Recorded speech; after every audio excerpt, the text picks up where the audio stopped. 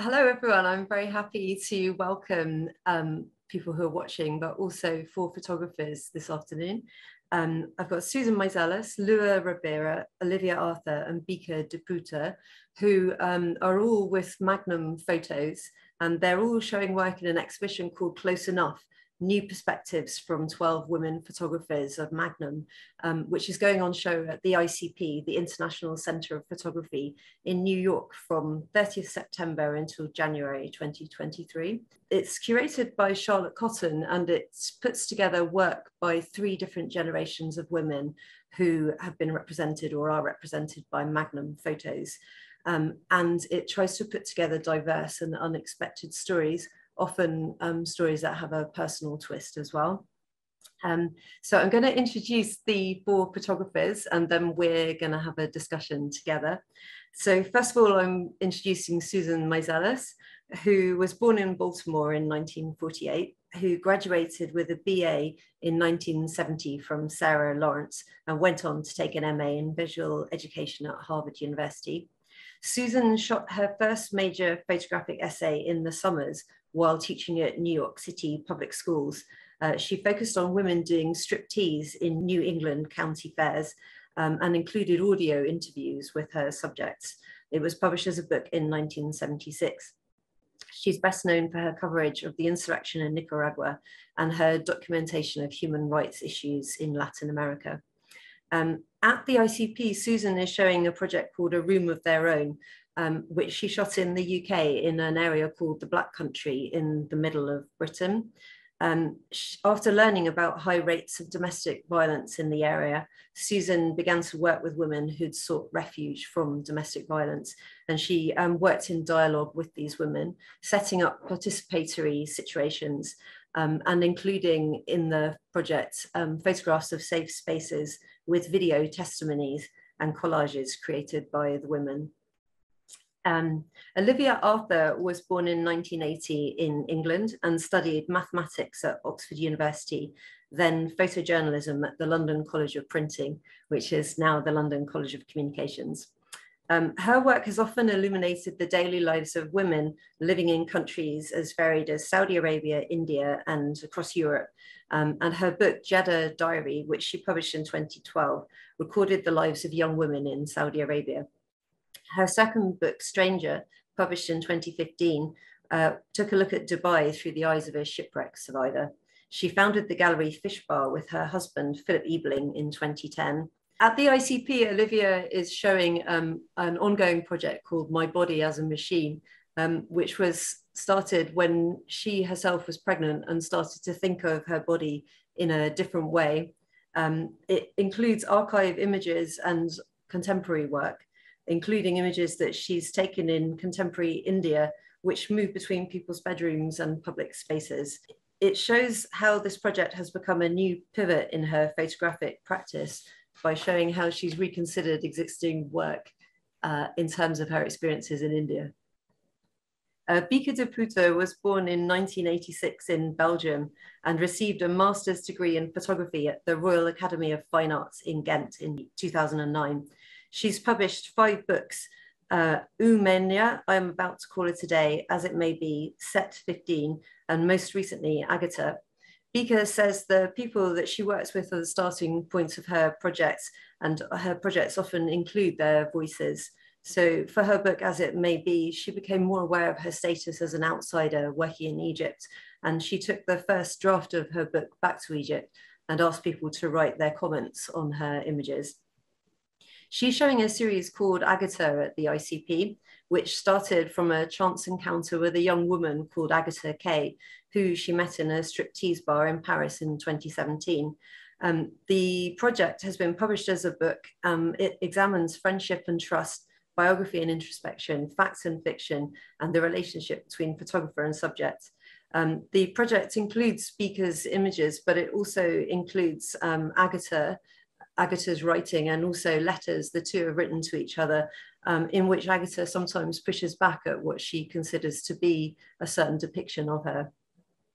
And finally, Lua Rivera. Lua was born in 1986 in Galicia, northern Spain, and graduated in graphic design from BAU School of Design in 2011, then from a BA in documentary photography at the University of South Wales in 2016. Made in collaboration with young people throughout Spain involved in the emerging trap and drill music scene in 2022, Ribera's project, Agony in the Garden, is a close encounter with the contexts and bodily encounters with a global and diverse cultural wave as it unfolds in a local area. Set within the context of Spain, which has the highest youth unemployment in Europe, Agony in the Garden mirrors the extremes of hedonism and nihilism embodied within the music and the precarity and emancipatory powers of the participants in this cultural movement. So I thought it's really fantastic that I'm speaking with the four of you this afternoon, because it seems to me that your work has certain things very much in common. Number one of which is the way that you work with the people that you're photographing and the way that you think about collaboration. So I wondered, for example, Susan, in your work with the women in the county fairs, you included audio interviews with those women. I wondered, was that an unusual thing to be doing at the time, or was that something people were thinking about already? Not well. I mean, I didn't know if anybody else was thinking about it. I kind of wasn't in that frame of reference, but yes, I think 1972, it was more people were wanting to be Robert Frank and street photographers, or there was a very different modality of practice.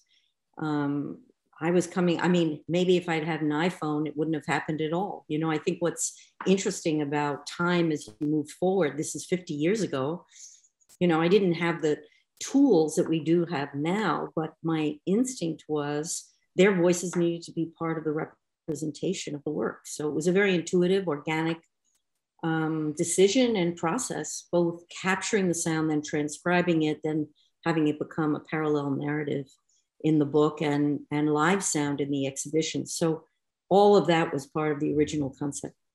And why did you feel it was important to include their voices? And were you ever surprised by some of the things that they said to you about their work? Of course. I mean, you know, you can look at, but it's very different to listen to, you know? And so I right away there, in some ways maybe I was young enough to feel the awkwardness of what am I doing when I'm looking at you? What do I know about you? And because they were so extraordinarily articulate, I began listening to, and the listening to became a very important component of my understanding them, my feeling their presence, counterbalance to the way I saw them, etc. Yeah. So Bieke, did you have a similarly kind of organic way of starting to listen to the voices of the people you're photographing?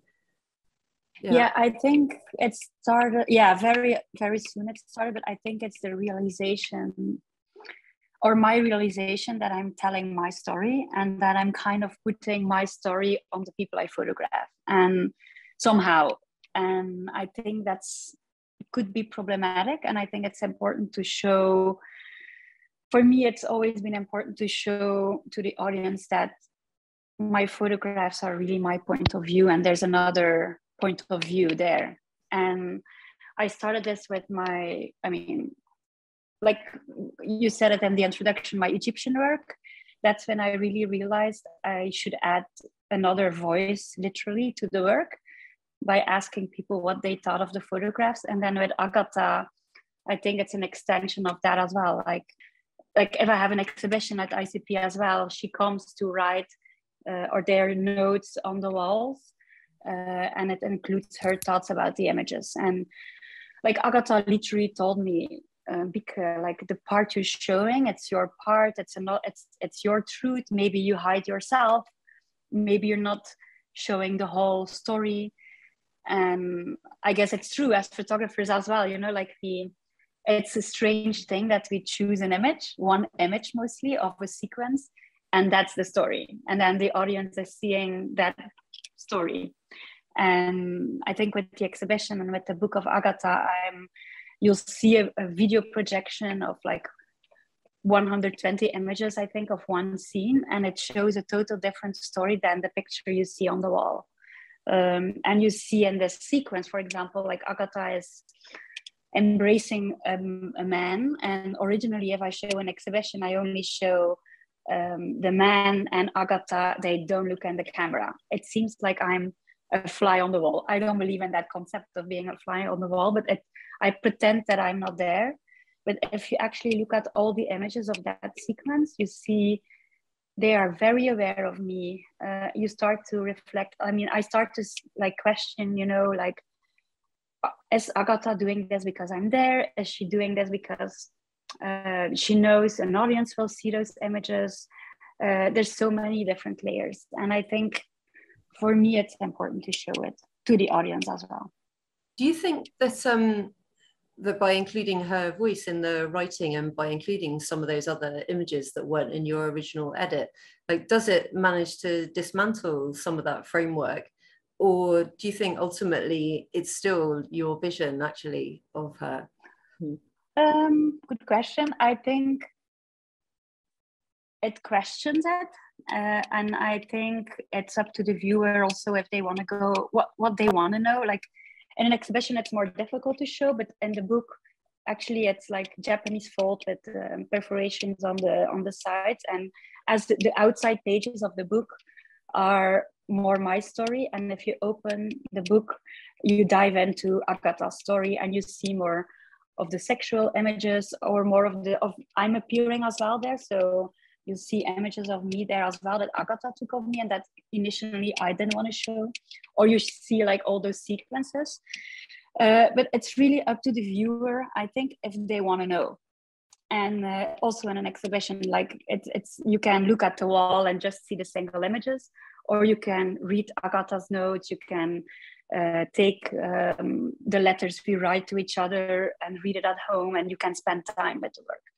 So, and then you can decide, I think, yourself which story you want to believe. I don't believe that there's like one truth, but I want to open this up. And even I think what is like really like we write to each other, but we also realize that it's also a moment in time. We have these ideas, and maybe next year we have another idea. Like even for us, we realize different things later in time. So it's never a fixed truth, I think. Yeah, that's super interesting.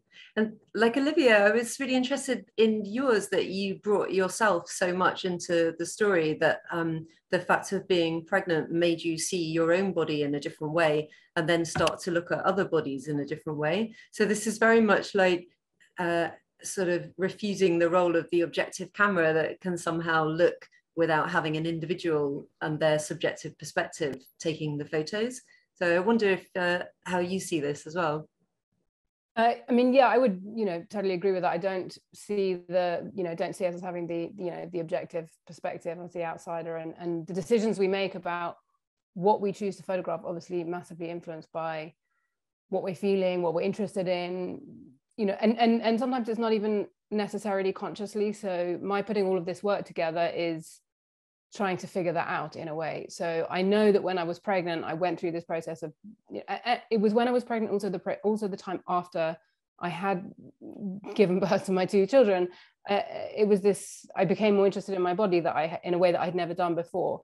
And it made me look at other people, and I became really fascinated by other people's bodies. I was like going to the swimming pool and just finding it, I was just really attracted to looking at everybody in all their different like shapes and sizes, and I started photographing it, and not necessarily in that direct way. I mean, I did photograph my body, and actually my pregnant belly is there in the show, but it's also what that triggered and how I started looking and how I started seeing, and then that then grew into the work that's in the show. And I made this body of work, which is a substantial part of what's in the show, called In Private, which is the work in India, which was about intimacy. It was about people feeling comfortable in their own skin. There are quite a lot of nude portraits, and that was obviously derived from that time and that process that I went through, and it's only now that I can kind of reflect on that and see that how much that was triggered by something that I was feeling.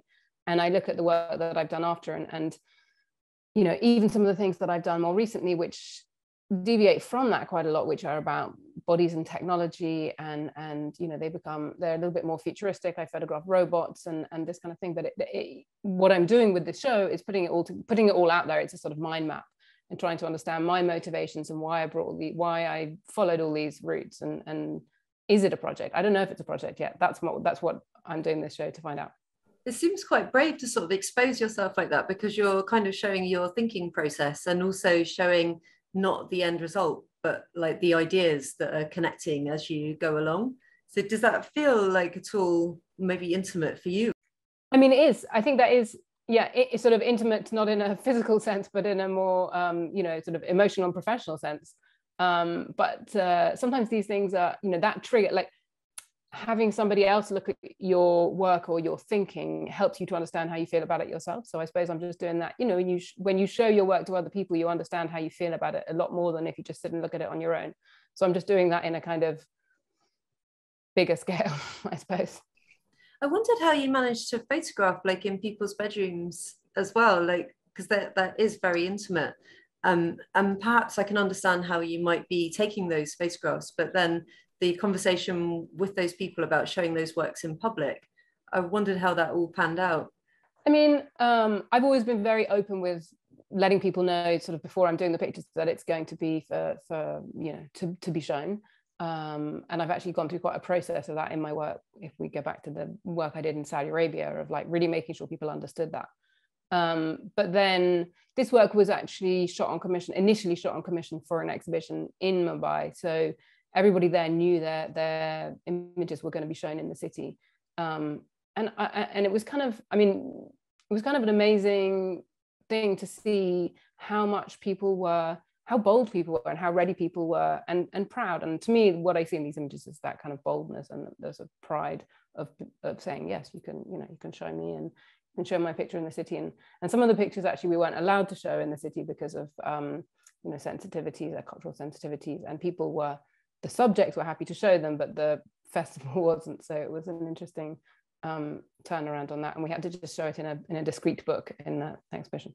That's really interesting that maybe they saw showing the photographs as like a kind of activism, or like a kind of pride in themselves. Like there's something absolutely people sometimes say in photography, oh, we're giving voice to people who might not otherwise have a voice. Like, did you feel that was the case in this case? I mean, yes, I think, you know, we have to be wary with the way we say that, because we're only giving them so much of a voice. And of course, you know, as Bieke was talking about, we're actually, you know, we're putting our artwork on the walls. But it is, you know, the way I was working when I was making those pictures it's a very open process. Since I've been working in this way which is on a large format camera, so it's very slow. You know, you put it on a tripod, you set it up, you talk about what kind of picture you're going to make. There's no surprise, really. They know what kind of picture you're making of them, and that there's a sort of openness in that process that really attracts me to this camera. And you know, this body of work, I think, just comes out of that. It's, you know, it's not collaborative, but it is open, and there's a certain trust, and you can see that they trust me, and that they, you know, they're aware. I mean, I also, once it's set up, take a picture on my iPhone and show them so they can actually know what's going on. But you know, it's like a little Polaroid, but you know, it feels quite honest to me, and that's what I like about it. Lua, I wonder if there's crossover with what you're doing with the people who follow drill and trap music, because like presumably it's quite a subculture, and it's not necessarily something that outsiders know about.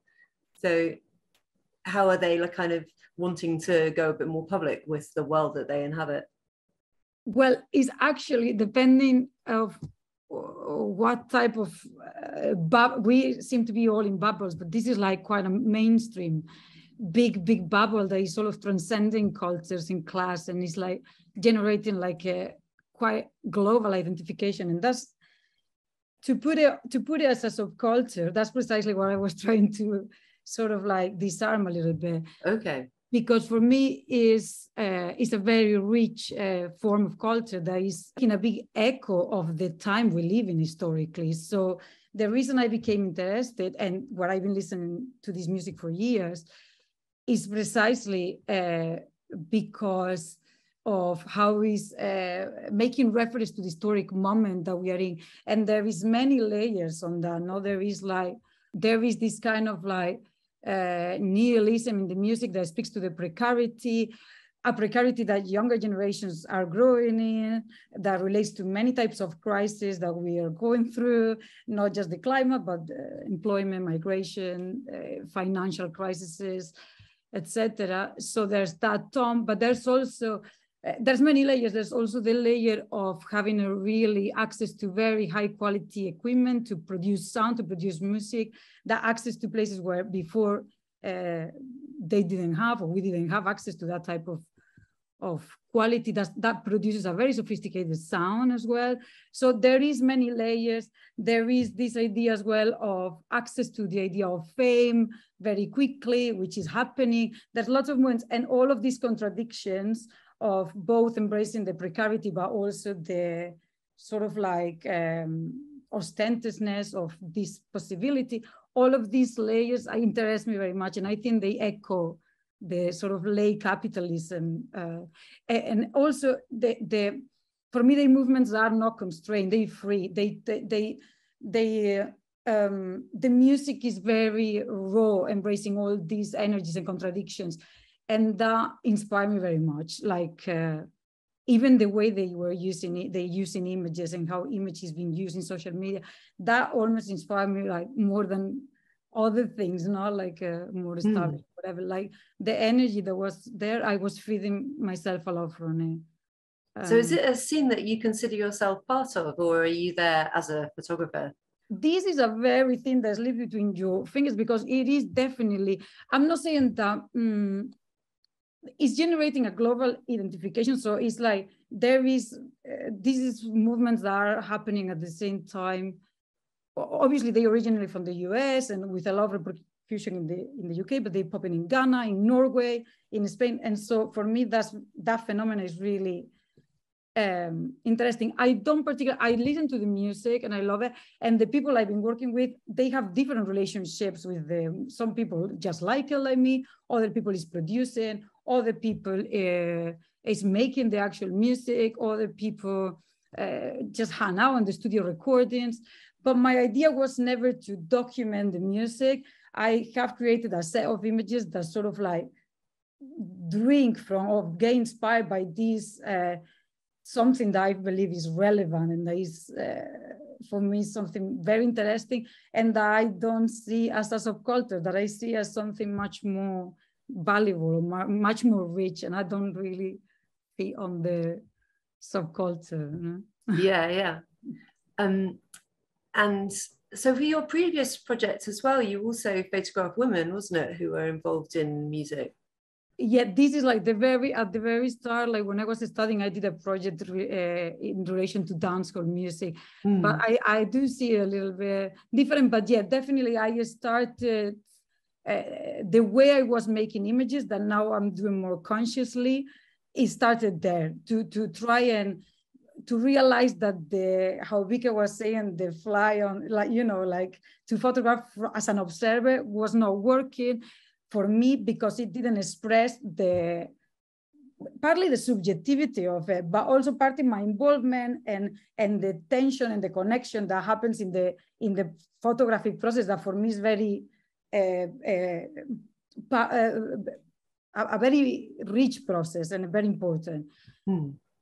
So yeah, I think at the end, what they both go in common, one being at the beginning of when I was working and now, and the one this is last year, is very much the gestural quality and the I don't know if collaborative, but the energy that is exchanged through making the photograph. I'm definitely the author of the work, and I don't escape from that at all. I'm really interested in that as well. And do you show the people the photographs that you're taking? Like, how sort of interactive is it with the people that you're photographing? This is interesting. This is a process. Yeah, I do work with a lot of images. So I collect lots of images from vernacular, but historic painting, films. I collect images without context, like I do. And then because I shoot and process and mix it with my own images, so I'm always sharing this at the beginning, no, but now I realize that it's actually interesting, sharing these notebooks and all this process with the people. And because I work with a very my images are very elemental. I think they're very gestural. There's nothing really you need to understand. It's very visual language. I feel is elemental because it's based on gestures a little bit, and actions. It's quite simple. So it's something that even without the language, sometimes it can work very, you know, like it's something that is very easy to share. And yeah, people understand very quickly what I'm doing because, yeah, there is, I guess I'm quite with the images, quite repetitive in a way, and the images, be always trying to do the same thing in a way. Yeah.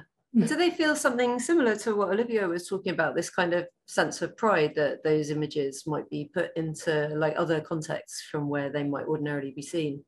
There's so many different people, so many different visions of what images are, and so many different understandings of like, no, I like this one, you know, like then I'm sure all of us sometimes give images that we didn't choose, that we didn't find interesting later, but that person find it interesting and use it for something else. I'm really open with that people use the images for their socials, or in this case, it was more for music, for their socials and things like that, but not necessarily. I go a very particular interest on images, and for me, it's very important that I decide, and that I work on the vision I'm sort of trying to develop, totally transformed by the encounters that happen, and totally transformed by the process. But the last step is a lonely one for me. It's like for me too.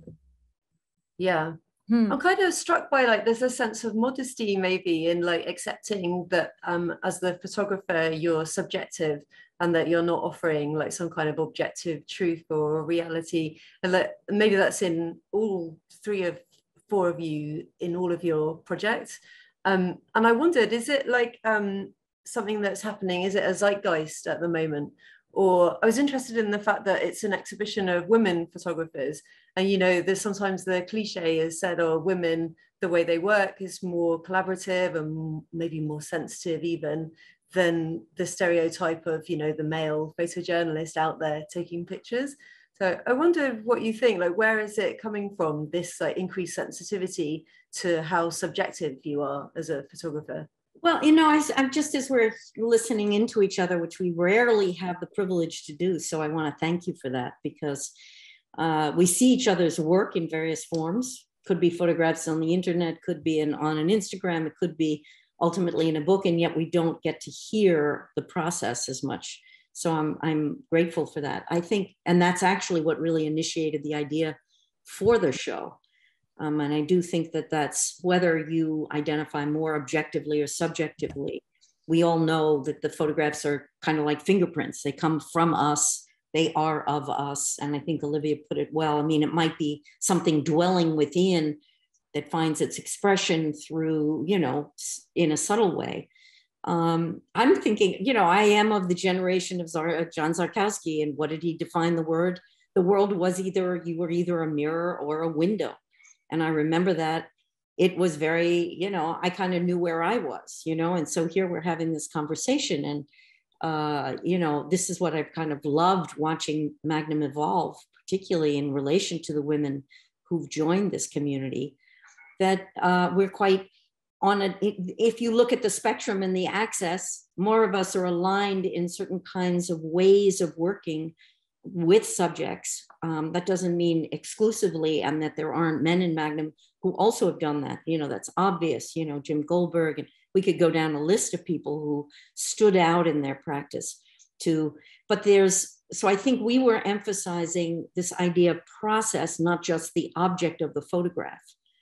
And that's in a way, to me, that's, you know, of course I could talk about what it was like to grow up at the time of the women's lib moment, and to what extent that shaped my thinking, such that when I came across the women standing in this particular way, it was an issue I was dealing with, you know, which women don't seem to be dealing with anymore. The whole notion of how you present, how you perform yourself, to what extent you're there to attract men and that's your purpose, or to what extent you're in denial of that. And there was a whole cultural movement around that. So I was kind of in the midst of. So how much that shapes your subjectivity or your lens or your filter or your eye or your heart or your you know, all of that is swirling, and we're all, I think, impacted by the kind of cultural shifts we see sometimes through the artistic practice.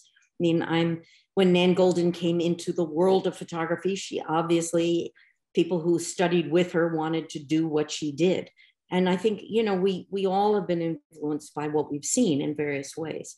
So, but ultimately the work is, as I think, you know, Lua just said, it's your work. You don't see the subculture that many of us don't know and might perceive it that way. And that's what your passion is.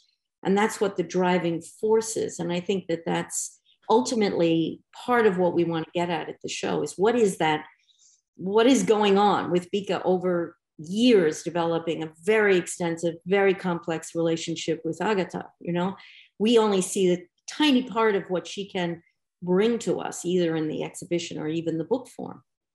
But that's what we want to kind of peel the layer back and reveal that that's part of the depth of what the show invites maybe an audience to do in a different way. I mean, we're not showing contact sheets and multiple other things that would also reveal process for the most part.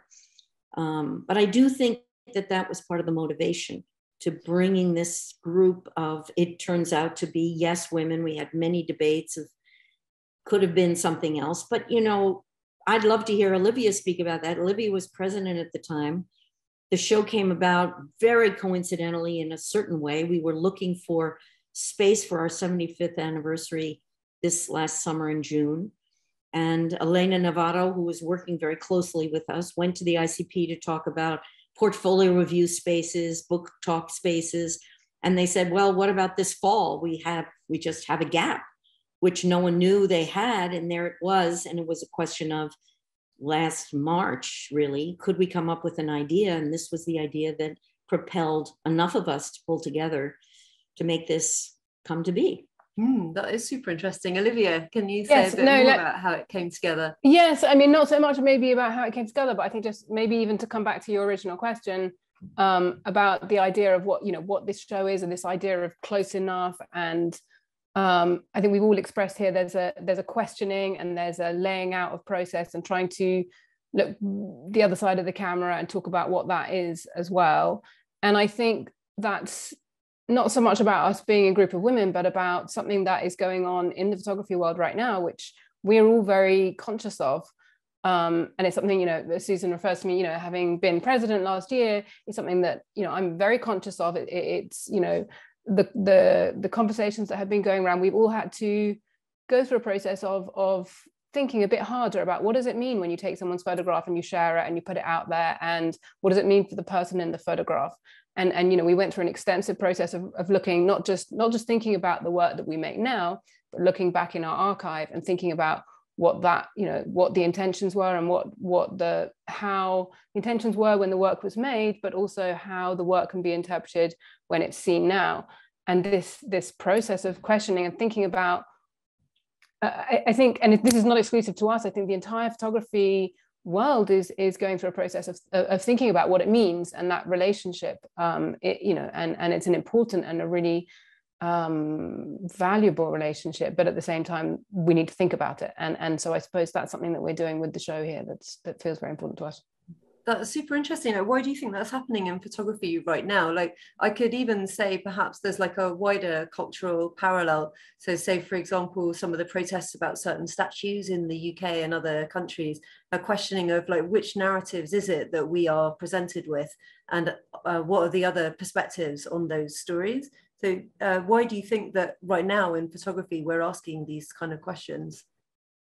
I think they've been waiting to be asked for a long time, honestly. And I think a lot of things came together. And I think probably the pandemic and that period of like everybody taking a breath for a moment, slowing down and reflecting. And I think people reflected a lot. And it was a strange period. The world was things were turned around a little bit, and it gave us a slightly different perspective. And we looked harder and we thought harder. And it's not finished going on, by the way, so I don't want to put it back in that period. I think that's what started it. But I think it was waiting to happen, and I think it's been waiting to happen for some time, and it will go on for a long time. And I think there's an important part of reflecting and thinking about and being open about process and what's going on, but also being, valuing photography and its importance, the role that it can continue to play. Even if you think about those things, it doesn't have to invalidate the work that you do if you show what's on the other side, or if Bieke puts out her picture and then she shows herself on the other side of the camera, or the picture of herself taken by her subject. It just makes it a fuller narrative, and it doesn't, maybe makes it less definitive because you're opening up all sorts of questions, but it's a really interesting process. I also Susan, sorry, go on. Sorry, well, I just think the field is exploding. I mean, you are a mathematician, Olivia. What are we, exponentially? What is the word that contains what is like a combustible engine? I mean, it's just, even when we started to see the selfie culture, where was that coming from? How did it relate to? That is different than what we're talking about, which is the process of inclusion of subject.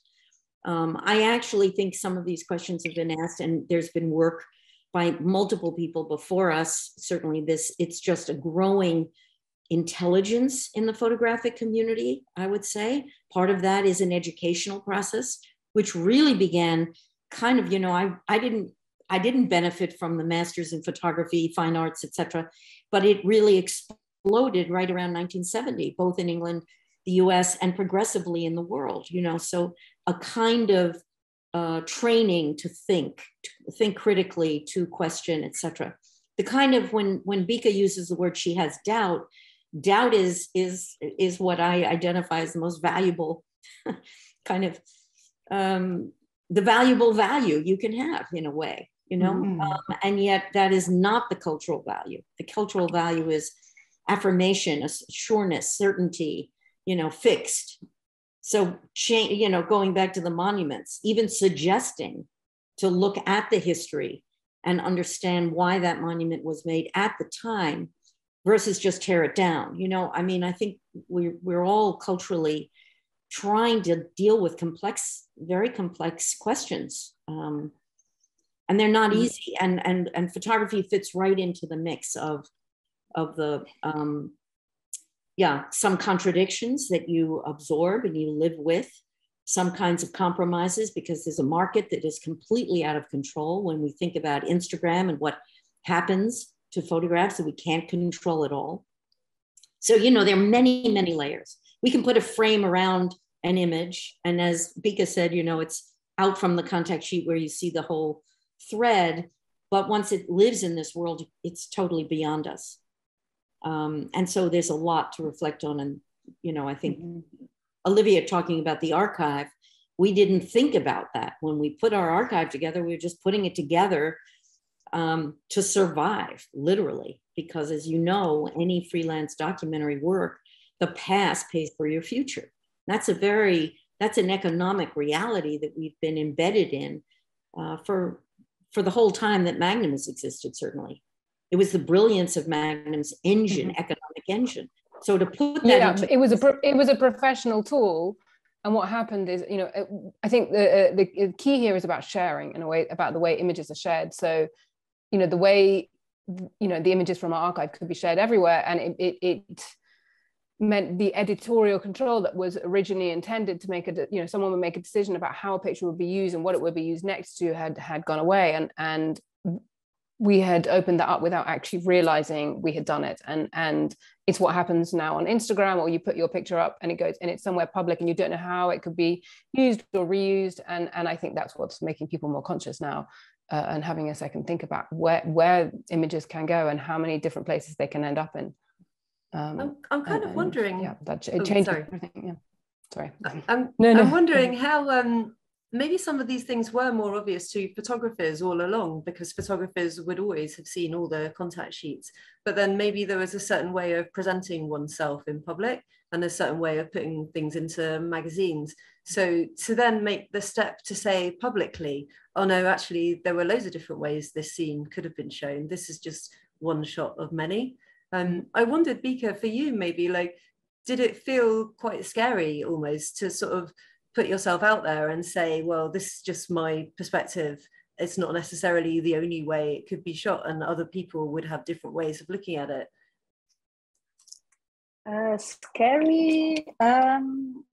I mean, the book of Agata is very personal. So, but I think I've always been, and it's sometimes scary to like show such an intimate like work. But I never been scared of the conversation, I think.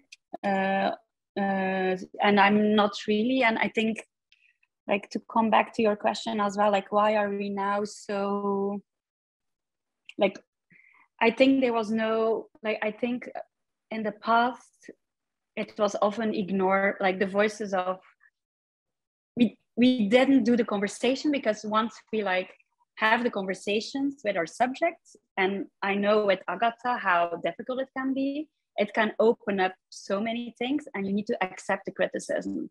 And it's like, maybe you don't agree with the criticism that comes towards you, but you still have to have the conversations, because once you show your doubt, or once you show that there's different perspectives, you can't just quit. You have to like move on and like really have the conversations. And even if you open it up and you don't like the answer, you still have to be able to show the answer. And for me, what has been interesting in Magnum, I think I'm now for 10 years in Magnum, and I saw it changing a little bit from the inside, because we have more diverse photographers. There's different voices in Magnum, and that's why we also are able, I think, to reflect on how we photograph our subjects in the past. So that's very interesting, I think. Yeah, that's super interesting. The idea that by bringing different voices into photography, you quite naturally then start to ask different questions. Mm-hmm. Yeah, I think so. Yeah. Yeah, I don't know. I forgot your question. I'm sorry. I don't think I answered your question. No, I think you answered my question. I'm also kind of thinking though, like, is it something to do with the status of documentary photography and photojournalism? Because say, for example, Susan, you mentioned Nan Goldin, who brought a very subjective perspective in, you know, back in the 70s. However, she was very much positioned in the art world. So has it just taken longer somehow for these questions to filter through into like what is seen as a separate world of photography? How separate it is, obviously, we can debate a lot. Oh boy, Diane, that's another hour-long. I mean, you know, from my view, the boundaries are very artificial and not very well understood, in fact. I mean, I base that on my own practice. You know, Carnival Strippers began as an exhibition. It never was in a magazine until after the book was made. So it doesn't make sense, but it's termed a certain thing in relation to a world that really uses words very sloppily. What is photojournalism? What is documentary? We were talking about objective, subjective. I mean, you know, Nan's work about herself was what really stood out. But then when she looked at others, they weren't her family. Why was that art and not photojournalism or documentary? I mean, I just think if we go down that path, it'll take us away. I find those boundaries not very helpful, or those boxes not helpful to the kind of conversation we're having. I think that really we're on the edge of talking about the difference between processes of making work, then where the work lives and what the work is, in a sense, as its objectness. And that's why I think it's just those different, what is the most important way to ignite this kind of conversation. In fact, I don't think our show is going to show as much about the layers of the making, though it will show different approaches to the installation of the work. This conversation might give some insight into what propelled the work, but you're not going to see the evidence. I mean, just as an example, obviously, Bieke and I are in a show in Berlin at the moment, and I'm interested in having the contact sheets on the walls along with some of the images, or in the vitrines, etc., and stripping things back. And the invitation, I think Bieke's referencing, and Livia did as well, in a different way to Lua, you know, inviting an audience in, how much work do they want to do, is another big question. So rather than showing, like, you know, the finished end result, there's more showing the process and showing some of these doubts and anxieties and the relationships that you or establish. inviting an audience to participate in that way, in the imagination of what creates the work and what the dimensionality of the work is, instead of just look at it. You know, how we do that? Will we do that well? That's, and yeah. Yeah. And also, I think I personally see an exhibition, and I think maybe in ICP for many of us, it's like this, as not as a result or not as an ending point, but as part of the work. And often if we have an exhibition, then afterwards something happened because of the conversations. Because if you have an exhibition, you have to think about how do we show it, and is it okay to show it towards our subject, you know, like what do they think of us showing the work like it is? And then of course there's the audience coming in, because you have to think about like, how will they look at the work? Is it okay if they look at the work in this way? So there's like, I don't know, for me, the exhibition I see as part of the process. Same as a book, you know, like it looks like the ending point, but actually it's like part of the project for me. Yeah. And Lua, how do you feel about that? Is sort of showing the process something that you're interested in doing with your work too?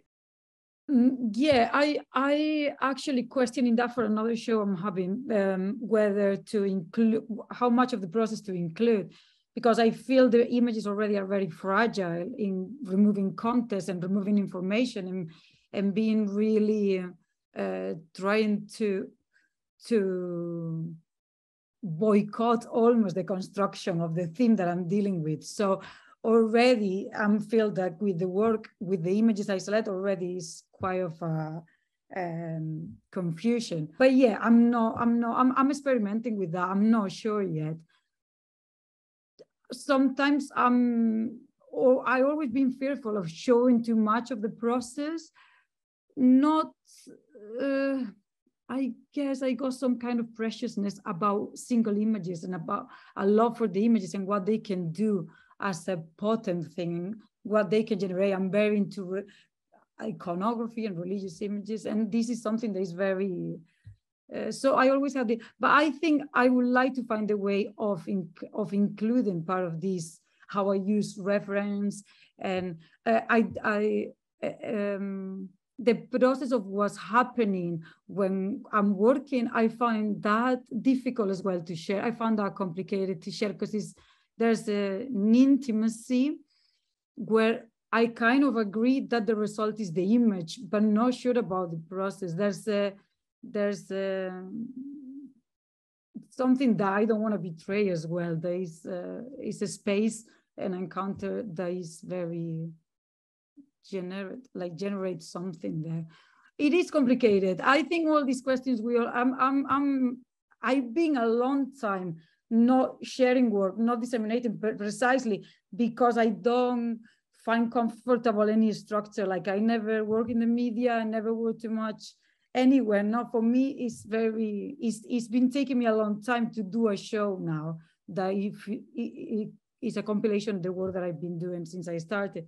But it took me a long time, and I'm currently working on it. So they are questions that are slightly in the air, and that then they materialize in things that you try to do the best you want. But definitely everything is a process. Like I think, yeah, I never feel like this is it. So this is part of a seed that comes generations and generations back.